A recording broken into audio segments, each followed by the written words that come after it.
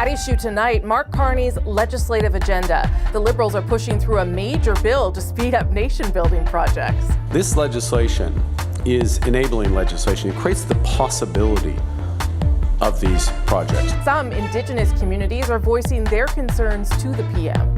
He needs to live up to his obligations, the treaty obligations and the constitutional obligation that he has. But the Prime Minister says consultation will happen.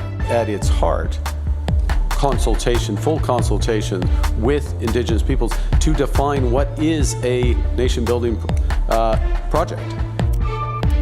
So what's been made of how quickly this legislation is being passed? What does this tell us about the Carney government's approach? I'm Rosemary Barton, here to break it down tonight. Chantal Hébert, Andrew Coyne, Althea Raj, good to see all of you. Althea, I was teasing you because you've written on this a couple of times, so I'm going to start with you. What do you think is behind the speed at which the Prime Minister is pushing this legislation through? And I guess, what is your biggest concern? Well, I think they want to have a big win before Canada Day. I think they want to free themselves from some of the laws that they feel currently impede their ability to greenlight projects fast. What concerns me is that this is legislation. It's not just enabling legislation. Some of the concerns that Indigenous groups that you just aired have could easily be fixed by making consultation very clear and obligatory in the factors the government must consider, because it just says at the moment, may consider. Some of the language could be tightened up to make the bill a lot less vague, and that would go a long way to quell some of the concerns.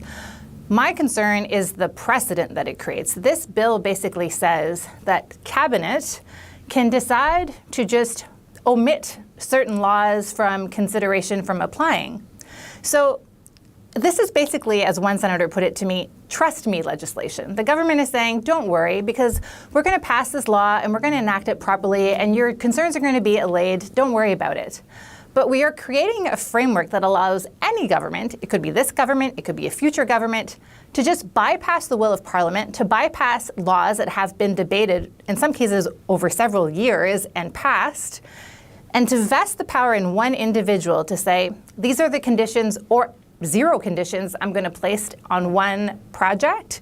It's rather insane, frankly. Like, imagine the corruption that could potentially be enabled by legislation like this. Like, it is so problematic that it deserves more than 2 days of study. Yep.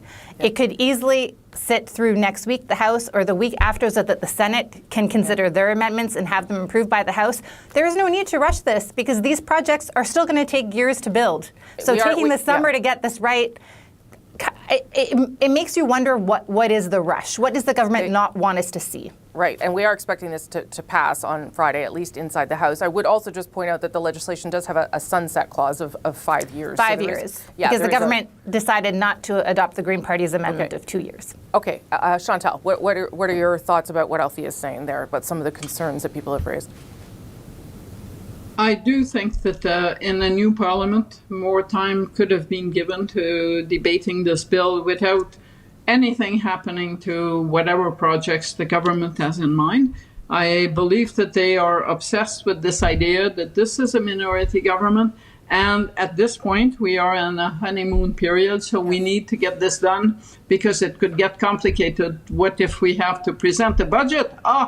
And people kind of start turning against us because they don't like the budget, and then this bill gets caught in this. I understand that. I also understand that there are amendments being put forward, and I'm curious to see what the end product will look like. But if the government really believes that passing this legislation in whatever shape or form by July 1st will end the conversation, it is just the beginning of a conversation. And yes, the government doesn't have enough confidence in itself to take the time to debate its bill, but civil society should have more confidence in itself to react to whatever is decided on the basis of that law. Yeah, I think Althea is right, Andrew. There is a trust me piece of this, certainly, but there is also opportunity for projects to not go ahead, either because the conditions are too heavy for the proponent or because, as Chantal points out, people protest and it becomes very, very complicated for the government moving forward.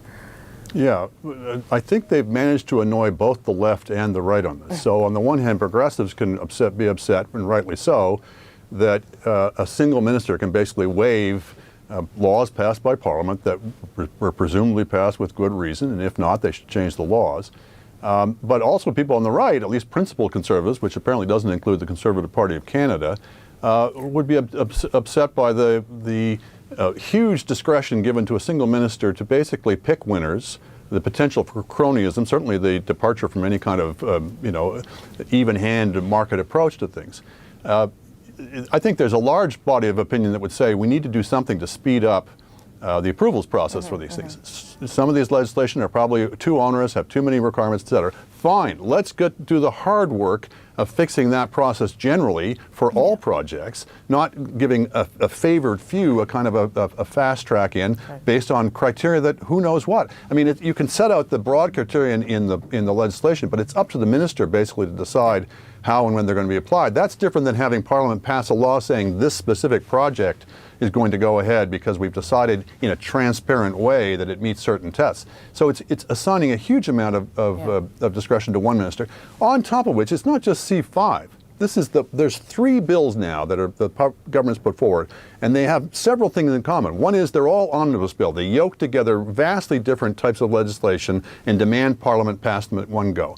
Secondly, they often involve, in a couple of cases, violations of privacy rights or individual rights that the government seems quite high-handed and unconcerned about.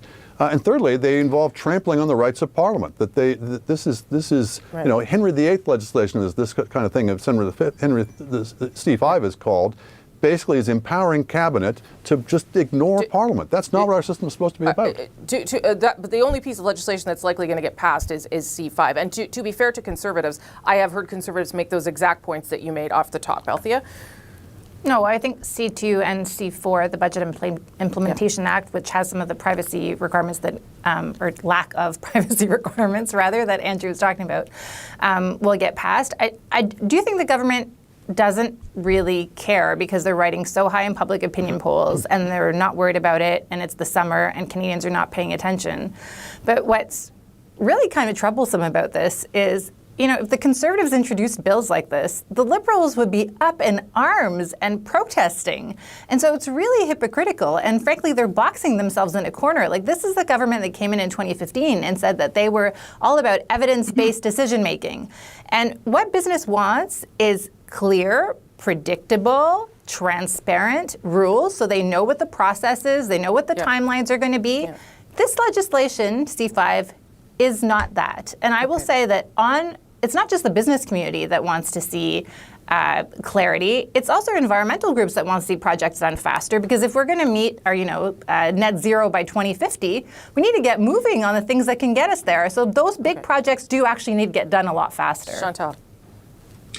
I don't think this is the 2015 government, so up to it's a definitely point, not. No. So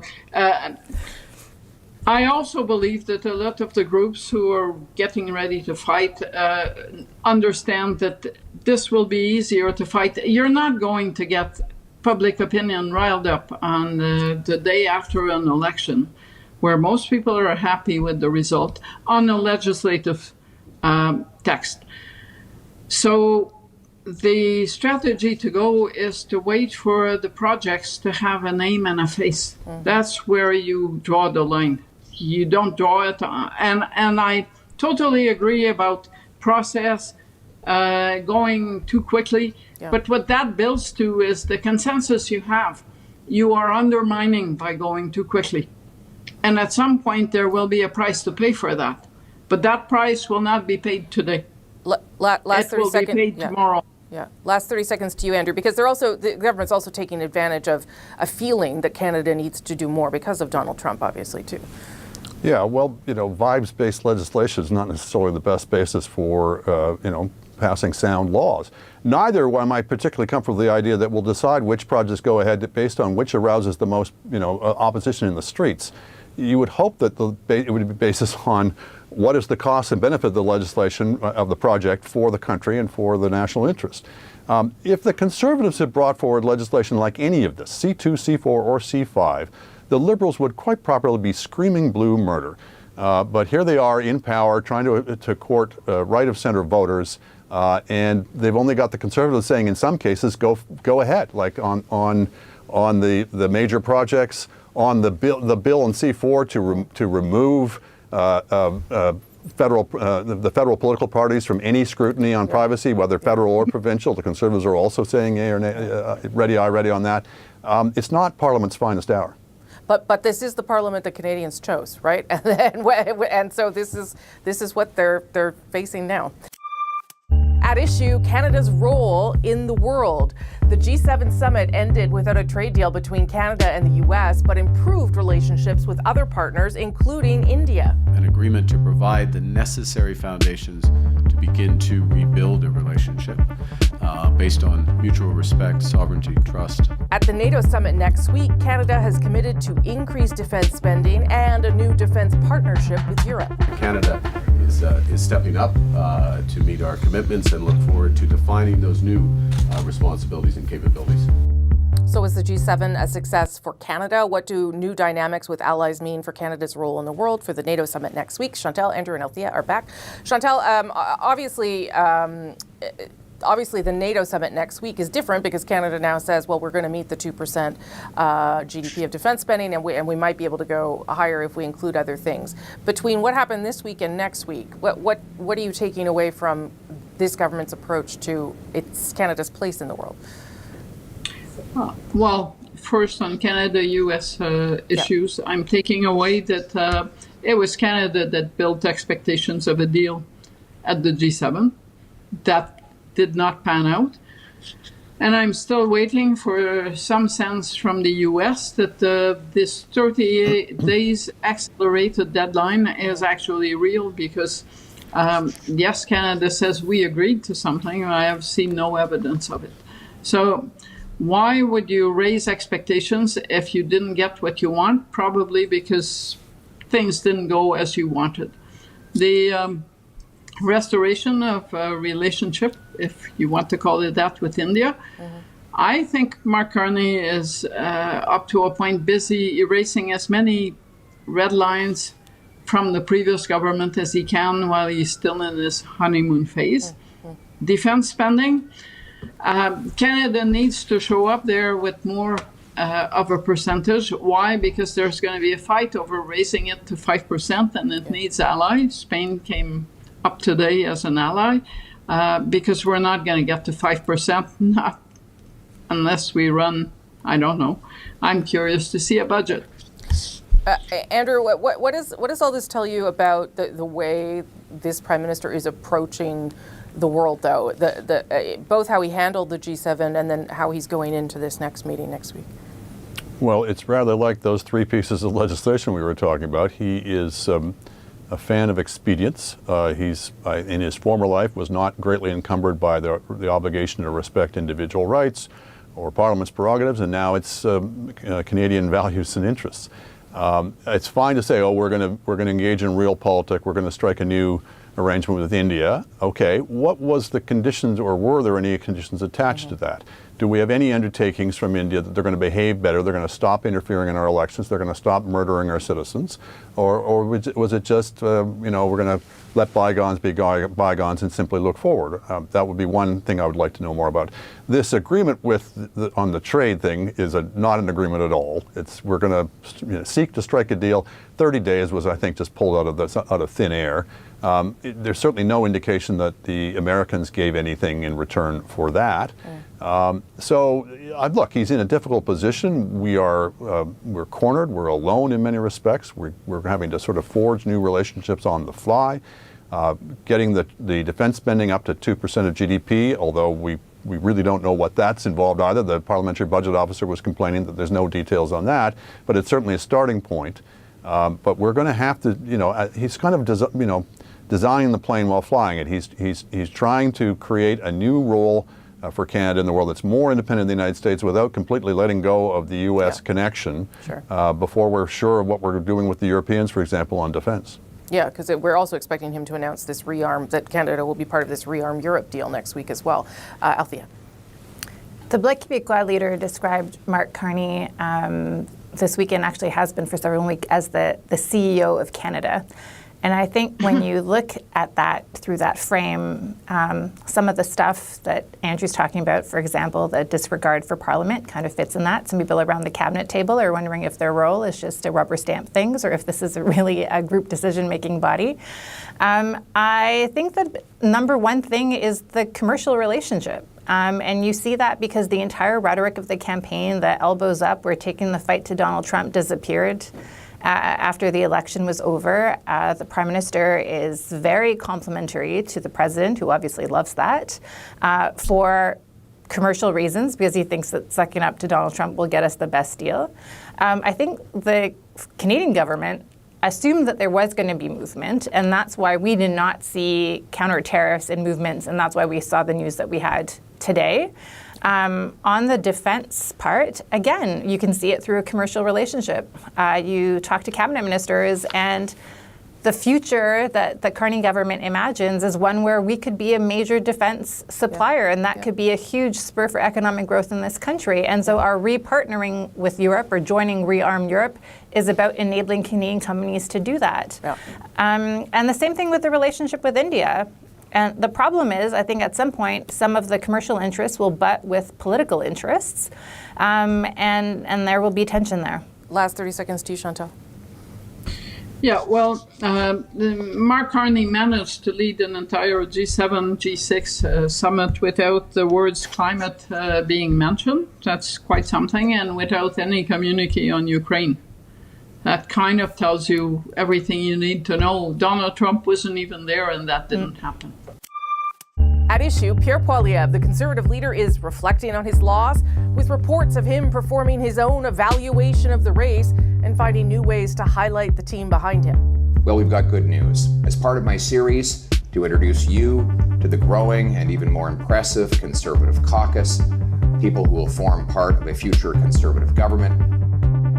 So what does this all of us tell us about Pierre Poilievre and the direction of his party? We'll bring everyone back. Chantal, Andrew, and Althea. Obviously, the first thing Pierre Poilievre is going to do over the summer is try to get elected and get a seat in Alberta. That by-election can be called as early as June 29th, I think. Andrew, tell me what you make of sort of where Pierre Poilievre is as we head into the summer. Well, he's not in a particularly good position. If you look at the polling data, the party itself has now fallen in some polls 10, 12 points behind the Liberals. His own personal numbers have also declined. There seems to have been sort of a dam breaking after the election. People who had been sort of willing to hold their nose and vote for them going into the election are now reconsidering, at least some proportion of them are. You can see certainly that he's trying, I think, to adopt a somewhat less combative tone. He's trying to highlight a bit more some of the other people in the caucus, which I think would be wise, given that he himself is running behind his party. But you know, he's got a reprieve until January, I guess it is, for the party review. But it's not a given that he gets all the way to January. It's going to depend, I think, on how he's doing in the polls. And some of the people who are now behind him may not necessarily be if they continue to struggle as they are now. He doesn't seem very present, like in terms of being on media or out there. I maybe that's just a function of the fact that he doesn't have a seat and he's trying different things. But I feel like that's also a struggle for him, Chantal. Well, if he's going to reinvent himself, and if that is possible, the best thing to do is to fade a bit and then come back. He does have to fight a by-election, and yes, he's going to, by all accounts, win it. But you do realize that the Conservative Party won that riding by 82%. It's going to be really hard to do better. And this reputation of the guy who always melts his lead stands to be reinforced by whatever the result is in that by-election. I am not taking it for a given either, that we get to January and a vote on his leadership and that it ends up being positive, because He is dragging his party down. Yeah. Basically, is what the polls are saying. Yeah, and something has to change, and I don't know what if we've seen that yet, Althea. Well, we haven't in the polls, but in terms of how he's approaching things, or the team around him, or any of that part. Well, we saw a fair bit of him right after the election. Like he was still coming on the Hill to do scrums, and he was basically given advice to say, please stop doing this. Go away, regroup, to do exactly what Chantal has suggested. Yeah. And he appears to be listening, because there's no doubt that if he called you, Rosie, and said, I want to be on your show on Sunday and I want to talk about all the other things, I'm sure people would book him. He can have an hour of the show, frankly. So it's not that he doesn't have access to those platforms if he so chooses. He's making a deliberate decision. On the building of the team, I think that's smart, because one of the concerns and complaints and criticisms you heard about the last Conservative election campaign was that it was all about Pierre Poilievre, and his negative numbers were still quite high, and like, who is going to be a serious candidate to be the finance minister? That wasn't clear. There was no team around him, so he's trying to build out that team. At the moment, he still has, I would say, strong caucus support, but that's because nobody has really actively put their hand up and is lobbying for Pierre Poilievre's job publicly. But as soon as some of those people come out of the woodwork, because they do exist, as soon as some of the fundraising numbers start to decline, there will be more and more internal pressure to say, wait a second, is this the guy we want? And right now he seems to be conflicted between who does he want to be. He thinks he needs to win the support of the far right, and we've seen him reach out to far right influencers on social media, for example, and call them personally for the leadership review. But then on the Hill here, he seems to be taking more of a progressive, conservative, center-right approach. So which Pierre Poilievre does he want to be, and how does he present himself? I think that's kind of what we're going to see in the fall. Okay, that's it for us, you guys. Thank you. That's the last one for the season. We will be back, of course, in September, around when the House returns. I'm Rosemary Barton. Thank you all for watching during a jam-packed season. We'll see you soon.